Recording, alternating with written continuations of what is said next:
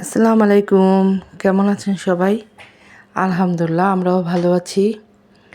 বেশ কিছুদিন ধরে ভিডিও দিতে পারছি না, রোজার ব্যস্ততা। আসলে রোজায় স্কুল খোলা, তারপরে ইবাদত করা, টাইম আসলে মিলে না।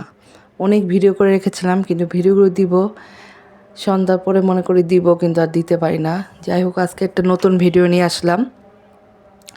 এই যে আজকে আমি আমার শ্বশুরবাড়িতে চাইনিজ ইফতার দিব।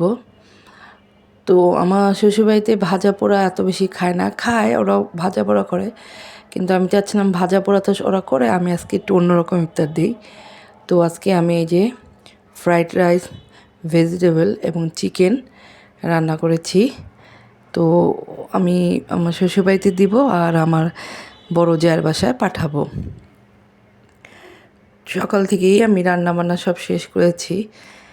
সকালে উঠেই যেহেতু শুধু বাচ্চারা খায় আর তো আমরা রোজদার, তো সকালে সকালে সব বসে আমি 2টার মধ্যে সব রান্না শেষ করে ফেলেছি।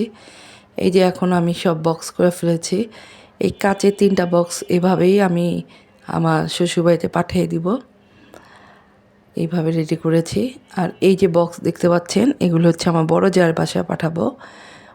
আমি যেহেতু উত্তরে থাকি, উনি থাকে শান্তিনগর, তো আমি বক্স বক্স করে রেখেছি, এটা দিব। আজকে আমার ভাসুর মানে ভাইয়া, বড় ভাই, উনি আসবে, তো ওনার ড্রাইভারের কাছে দিয়ে দিব। আর এগুলি এখন আমার শ্বশুরবাড়ির ড্রাইভারের হাতে পাঠিয়ে দিব। দুপুরের মধ্যেই আমি সব দিয়ে দিব। তো দেখুন তো কেমন হয়েছে। যদি ভালো লাগে প্লিজ একটা লাইক দিবেন।